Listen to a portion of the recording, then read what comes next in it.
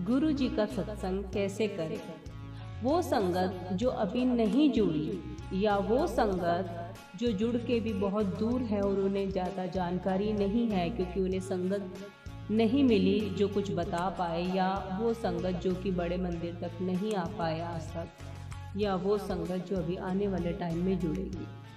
तो संगत जी, गुरु जी के सत्संग में ही एक सत्संग अगर आप अटेंड करते हैं तो उसी में बड़े बड़े उद्धार हो रहे हैं। तो क्यों ना आप अपने घर में ही डेली सत्संग करिए और गुरु जी की असीम कृपा प्राप्त करते रहिए, क्योंकि जब डेली आपके घर में ही सत्संग होने लग जाएगा तो आपके घर की वाइब्रेशंस बहुत हाई हो जाएंगी।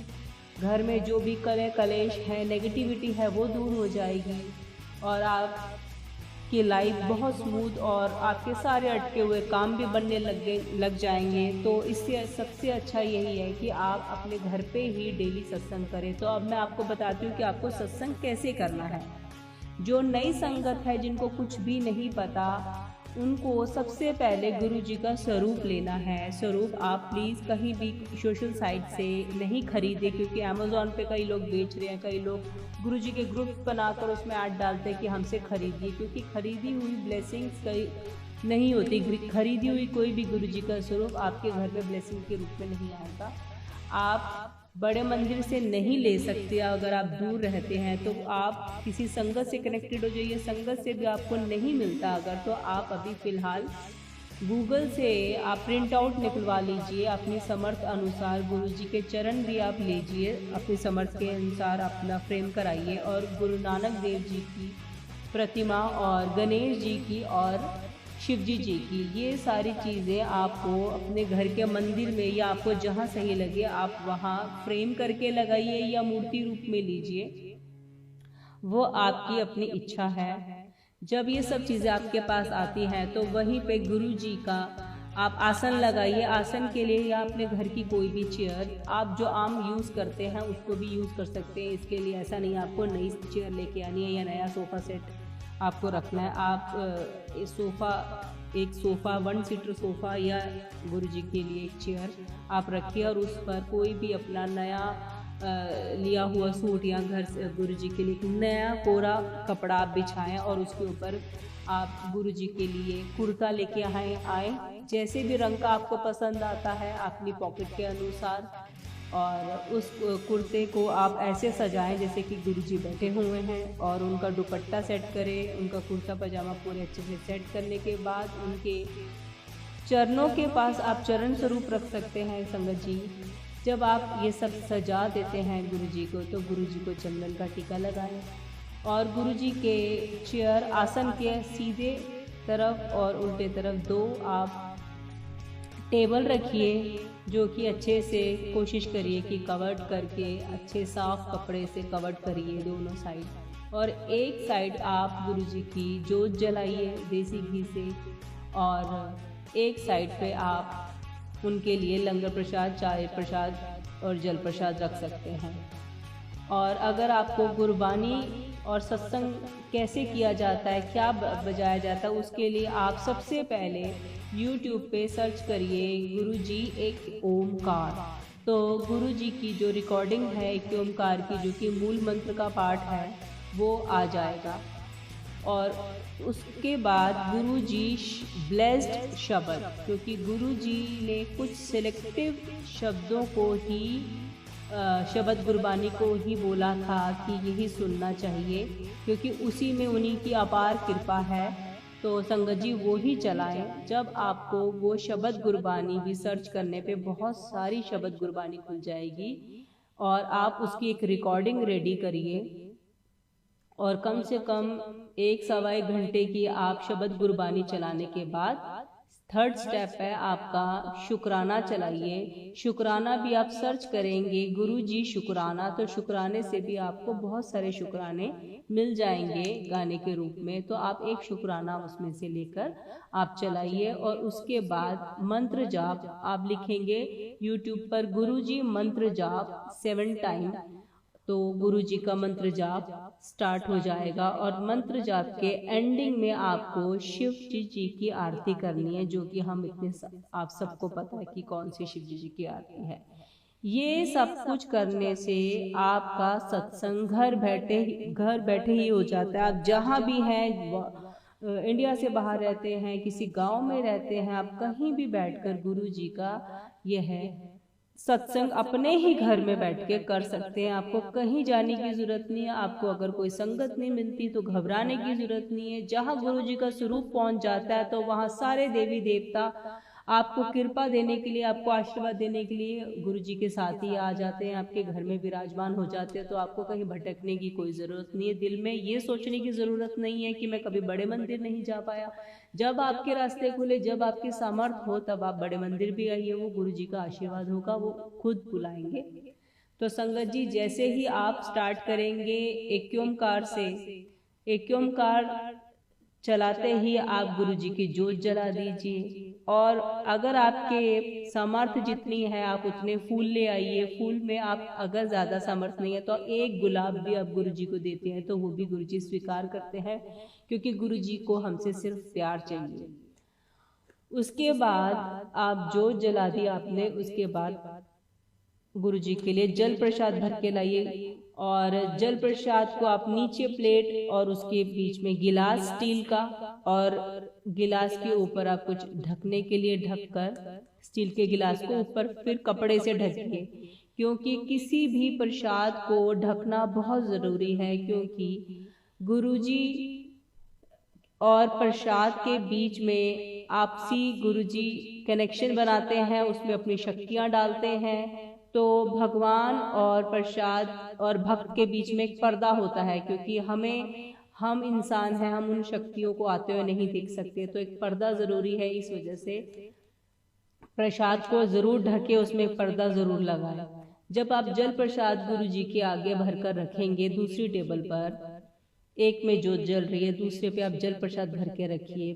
5 मिनट आप गुरबानी सुनिए। उसके बाद बहुत अदब, बहुत सत्कार से गुरु जी को माथा टेकते हुए उठिए और वही जल प्रसाद जो कि आपने स्टील के गिलास में भरा था, वो अपनी रसोई में जाकर किसी जग में डाल दें। और उसी जग में से जो जल गुरु जी का था वो डालने के बाद बाकी सारी अपने घर परिवार को सबको बांट दे, तो वो प्रसाद जल प्रसाद बन जाएगा।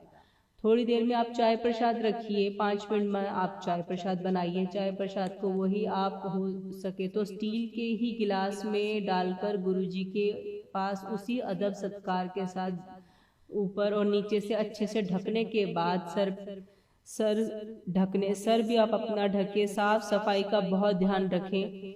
ऐसे ही प्रसाद को आप गुरु जी को चाय प्रसाद अर्पित करिए। आपका इच्छा हो तो समोसा प्रसाद भी रख सकते हैं, आपकी इच्छा हो साथ में तो आप बिस्किट प्रसाद भी रख सकते हैं, अगर आपको लंगर प्रसाद नहीं रखना तो।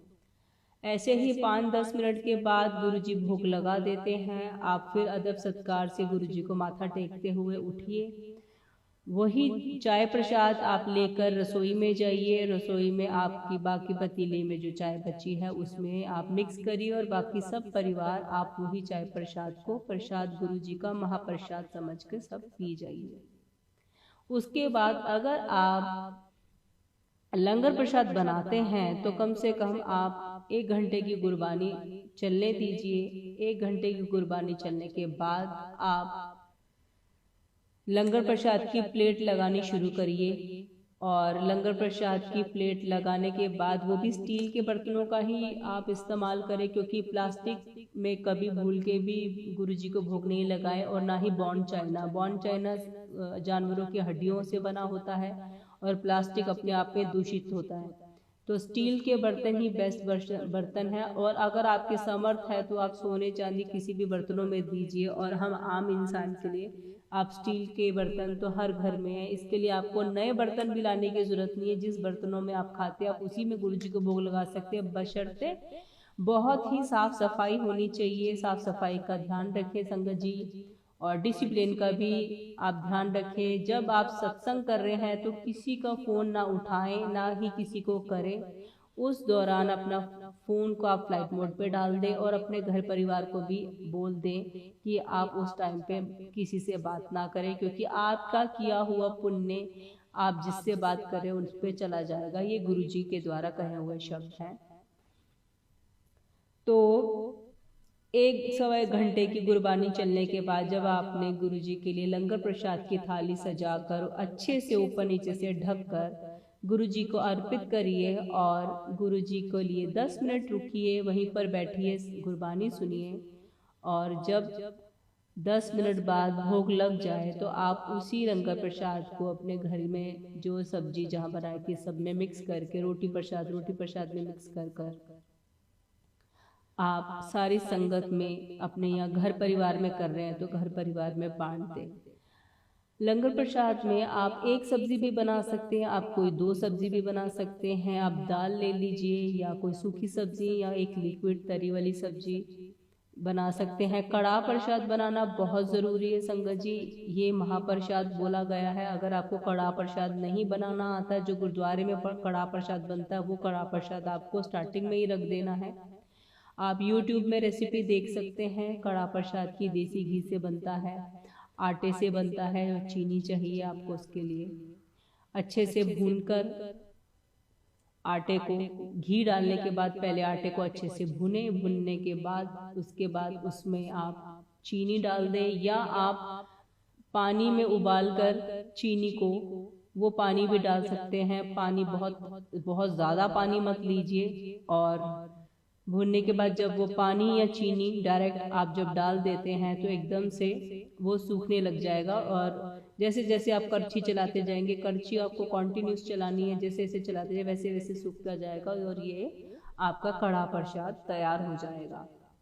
और उसके बाद एंड में जब शुक्राना हो जाए, मंत्र जाप हो जाए और एंड में आपको शिव जी की आरती करनी है। शिव जी की आरती करने के लिए पहले से प्लेट बना के रखें जिसमें एक जोत घी भरकर बाती बना के रखें। हो सके तो फूलों से सजा दें प्लेट को, हो सके तो ड्राई फ्रूट से सजा दें, हो सके तो टॉफी से सजा दें। वो आपका मन या आपके पास नहीं है कुछ भी तो आप ऐसे भी आरती कर सकते हैं।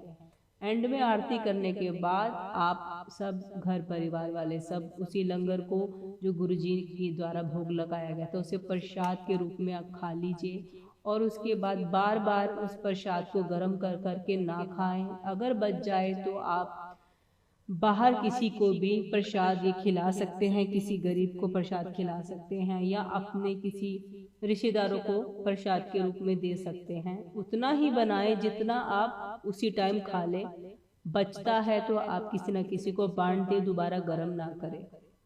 तो बहुत ही आसान है गुरु जी का सत्संग घर पे करने के लिए। संगत जी आप अपने घर पे सत्संग करना शुरू करिए। गुरु जी ने बोला जब भी आप सत्संग करें वही अमृत वेला है। अमृत वेला तो वैसे बहुत ऊंचा, बहुत ही हाईली वाइब्रेटेड टाइम होता है अमृत वेला जब भगवानों का टाइम होता है। लेकिन आप जिस टाइम कर पाए, सुबह शाम दोपहर रात, जब भी आपको टाइम मिले आप उसी टाइम अमृत वेला है। ये गुरु जी के द्वारा कहे गए शब्द हैं। हमारी जिंदगी वैसे ही बहुत हम व्यस्त होते हैं तो इसलिए गुरुजी ने हमें बहुत इजी लाइफ और इजी ब्लेसिंग्स देने के रास्ते बताए हैं। तो संगत जी आप अपने घर में सत्संग करिए और उसके बाद देखिए गुरुजी की असीम कृपा, असीम ब्लेसिंग्स आपके घर में घर तक ही आएगी। जय गुरु जी, शुक्राना गुरु जी।